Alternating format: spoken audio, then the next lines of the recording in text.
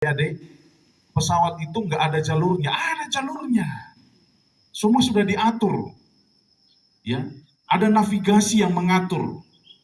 Kalau dia keluar dari jalur, nanti akan bunyi alarm. Keluar jalur, kembali, ya, kembali sedikit ke kiri atau ke kanan atau bagaimana begitu. Itu akan diatur. Karena akan berbahaya, bisa bertabrakan dengan pesawat lain kalau dia keluar dari jalur. Jadi minimal dua ini. Ada kekuatan penuh, yang kedua fokus di jalur. Sama dengan kita mau mencapai impian kita, mau mencapai tujuan kita. Saya kayaknya sudah yang kesekian puluh kali khotbah di sini. Dari tahun 2009 saya ada di Lotung, mungkin belum ada yang lahir di sini anak-anak. 2009, udah yang kesekian ratus saya bicara kali. Bicara tentang cita-cita. Semua kita punya cita-cita, amin? Amin. Cita-cita kita punya semua, amin? Amin. Sudah tercapai? Sudah? Anak-anak belum. Atau sudah hampir tercapai? Masih jauh? Kira-kira kalau mencapai yang masih jauh itu apa yang harus kita lakukan? Ada kan? Iya. Dan hal inilah yang akan tolong kita supaya kita bisa sampai kepada tujuan kita. Saya coba cari-cari di sekeliling Kabupaten Samosir, di mana ada kuda begitu. Pernah saya temukan ketika saya jalan-jalan ke arah Sibiabea, ada 1-2 ekor. Jadi kuda yang ada di sekitar Samosir ya tidak difungsikan sebagaimana mestinya, yaitu hanya dipelihara begitu saja. Ada pernah saya temukan di sekitar Roburni Huta, ya. Tapi paling banyak kalau di Kabupaten Samosir, di Danau Toba itu di Humbang Hasundutan, ya, Humbang Hasundutan. Tapi kalau mau lihat lebih banyak sebenarnya di sekitaran kita yang terdekat adalah di Siantar, ada delman. Saya pernah tinggal di Batu Malang, di Jawa Timur selama 6 tahun lebih. Di sana ada delman, kuda. Bukan bening, enggak, dia ketutup. Kenapa harus dipakaikan kacamata kuda? Karena alat itu sangat berguna supaya kuda tidak menoleh ke kiri dan ke kanan. Karena kuda sangat sensitif dengan gerakan. Ketika ada mobil yang melintas, dia akan terganggu. Atau ketika dia lihat ada rumput yang hijau, dia bisa berhenti. Itulah kuda. Padahal ada tujuan. Kalau sampai dia terganggu dengan sesuatu yang melintas atau yang ada di depan matanya, di kiri kanannya, maka dia akan berhenti dan tidak akan sampai ke tujuan. Kehidupan kita sebagai anak-anak Tuhan juga demikian. Saya tanya di awal tadi, punya tujuan? Punya cita-cita? Punya impian? Punya. Tapi terlalu banyak di kiri kanan kita yang bisa mengganggu kita sampai kepada cita-cita dan tujuan kita. Apa itu? Siapa yang pernah dengar istilah FOMO? Apa arti FOMO? Ikut-ikutan dengan tren. Biasanya tren yang berkembang itu sangat mudah sekali oleh karena kemajuan teknologi. Mau terkenal, bikin aja yang aneh-aneh. Masukkan ke sosmed, besok pasti terkenal. Begitu 2.000 orang yang ngelihat itu, sudah langsung FYP. Jadi belum tentu terkenal karena baik, tapi karena banyak yang melihat. Pada akhirnya menjadi tren. Karena menjadi tren, semua jadi ikut. Kalau ndak ikut, ketinggalan zaman. Kalau ketinggalan zaman, kurang diakui. Ingat, padahal salah, padahal kurang, tapi kalau ndak ikut, kita ketinggalan zaman. Aneh nggak dunia ini? Halo? Aneh nggak? Hati-hati anak-anak, apalagi anak-anak cowok. Coba lihat saya. Orang kalau nggak lihat kamu merokok, anak laki-laki, orang akan katakan kamu nggak baik. Saya pernah merokok.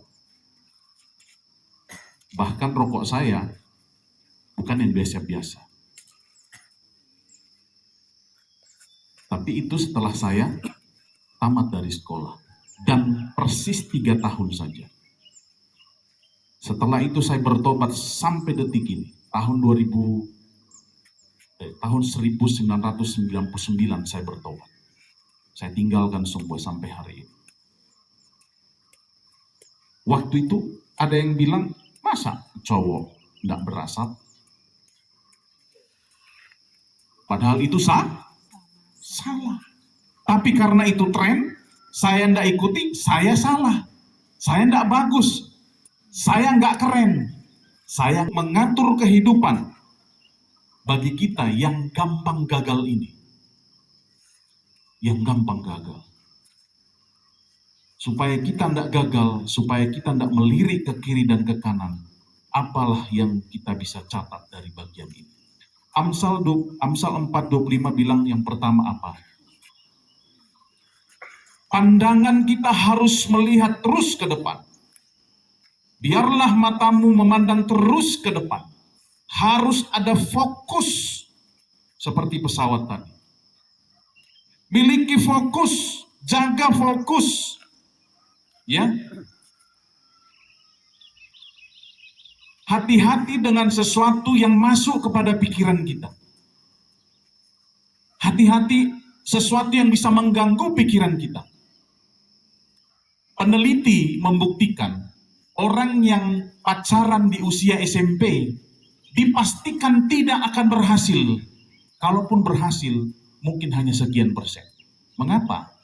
Hatinya sudah diganggu dengan masalah cinta-cinta. Ada yang sudah bercinta-cinta di sini? Banyak. Berubah ya?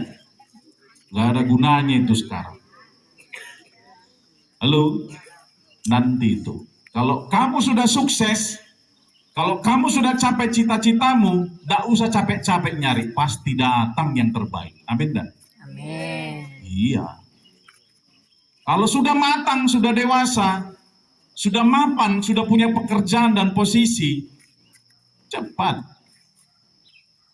Tadi malam ada seorang anak pelayanan saya, dulu di SMA Negeri 1 Simanindo.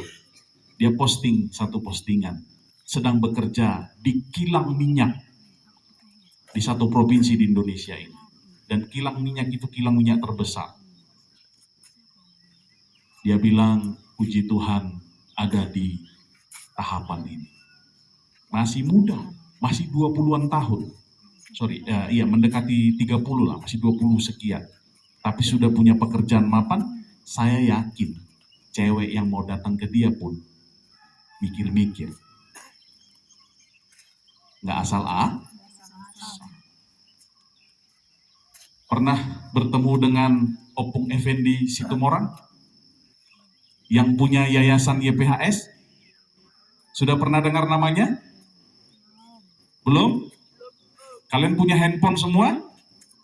Nanti pulang coba search, masukkan ke AI, siapakah Insinyur Effendi Situmorang MBA.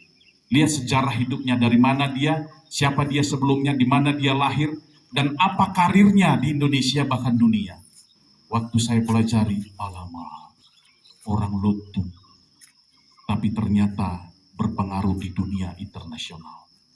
Kenapa? Dia punya fokus. Dia hanya 5 tahun SD, hanya 2 tahun SMP, hanya 2 tahun SMA, hanya 3 tahun kuliah. Kuliahnya bukan sembarangan, ITB.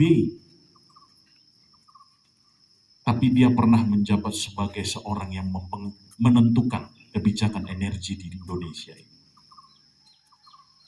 Karena ada fokus. Hati-hati dengan sesuatu yang menyenangkan saat ini. Padahal bukan itu tujuan kita. Jadi jangan dulu pacaran ya nak. Amin. Jangan dulu lah, nantilah itu. Jaga fokus. Pandang terus ke depan. Kalau sudah punya cita-cita, bagaimana saya bisa meraih itu? Seperti pilot tadi, dia pencet, harus sampai ke tujuan. Kalau ada yang sedikit mengganggu kiri kanan, balik lagi ke jalurnya. Yang kedua, Ayat 26a bilang, tempuhlah jalan yang rata. Tempuhlah jalan yang rata itu maksudnya berbicara tentang jalur. Ya, berbicara tentang sesuatu yang kita pikirkan dengan matang. Kita harus diminta kritis terhadap pilihan hidup kita.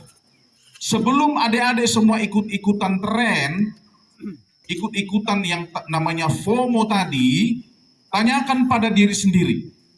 Apakah perbuatan ini, pilihan ini, mendekatkan saya pada cita-cita saya, atau justru menjauhkan saya dari cita-cita saya? Maka pilihlah sebuah pilihan, pilihlah sebuah lingkungan, pilihlah sebuah lingkaran pertemanan yang membuat engkau semakin dekat dengan cita-cita. Kalau punya lingkaran, circle, cek circlemu. Circlemu itu akan membangun hidupmu, membangun karaktermu, atau justru membuat kau semakin rusak dan tidak bernilai. Kadang-kadang saya harus tegas. Nggak apa-apa nggak diakui manusia, asal kita tetap diakui Tuhan. Amin ya? Itu yang kedua. Yang ketiga, yang terakhir, nggak usah panjang-panjang. Yang pertama tadi apa? Mudah-mudahan masih ingat. Yang pertama apa? Pandang ke langsung tulis di sini ya, di pikirannya. Pandang ke depan. Yang kedua, tetap di jalur. Pandang ke depan, tetap di jalur. Yang ketiga, jangan goyah. Ayat 26 bilang tadi, hendaklah segala jalanmu tetap teguh. Teguh berarti berbicara konsisten. Tidak gampang menyerah, tidak gampang bosan, tidak gampang merasa lelah. Ya, memang kalau belajar itu adik-adik, itu butuh sebuah konsistensi. Saya kemarin baru pulang dari Jakarta ini. Di Jakarta saya kembali diingatkan untuk kembali lanjut pendidikan. Bayangkan usia saya sekarang 50 tahun. Bukan pamer ya, hari ini saya ulang tahun. Panjang umurnya. Makasih. Saya 50 tahun hari ini, tapi masih bergairah untuk belajar. Apa yang membuat itu bisa? Ada semangat. Pengen naik, pengen tahu lebih banyak, pengen menambah wawasan. Karena menurut saya tidak boleh puas dengan apa yang sudah punya dan saya ketahui sekarang. Masih banyak ilmu dan pengetahuan di dunia ini yang harus saya pahami. Jadi saya kalau duduk di komputer tuh adik-adik bisa sampai 8 jam, 10 jam. Kalian sudah mimpi jam 11 malam ya? Jam berapa tuh? Saya kadang jam 2 belum tidur. Belajar. Dan saya yakin orang yang banyak belajar pasti banyak tahu. Orang yang belajar banyak pasti jangan bikin seperti orang di tempat lain itu ya. Asal malon, nah itu buku nah. Ibagi kopi baru diinum. Puasa itu kok asal masuk sudah ilmuin. Salah itu ya. Tidak boleh. Jadi harus punya semangat. Amin. Sudah 3 ya. Yang pertama apa? Pandang ke depan. Memandang ke depan. Yang kedua, Tetap berada di jalur. harus Yang ketiga, jangan goyah, tetap semangat. Ingat ya, kalau ditanya, apa khotbah hari ini tadi pagi? 3 Om. Itu. Apa itu? Ya. Fokus. Periksa jalur, tetap harus di jalur kita. Yang ketiga, tidak goyah. Nah, saya tutup dengan satu quote, kata-kata bijak. Konsentrasi dan fokus adalah formula. Atau formula itu lebih kepada ramuan, begitulah ya. Formula utama untuk memenangkan masa depan. Ingat ini, konsentrasi atau fokus adalah resep, adalah rahasia untuk bisa memenangkan masa depan. seseorang yang mencoba mengejar 2 kelinci sekaligus tidak akan menangkap 1 ekor pun dari keduanya. Jadi mau lari di sini kelinci, nggak usah kau kejar dua-duanya, 1 aja kejar, baru kau akan temukan. Tapi kalau dua-duanya mau dikejar, 1 pun pasti tidak akan dapat. Itu yang pertama.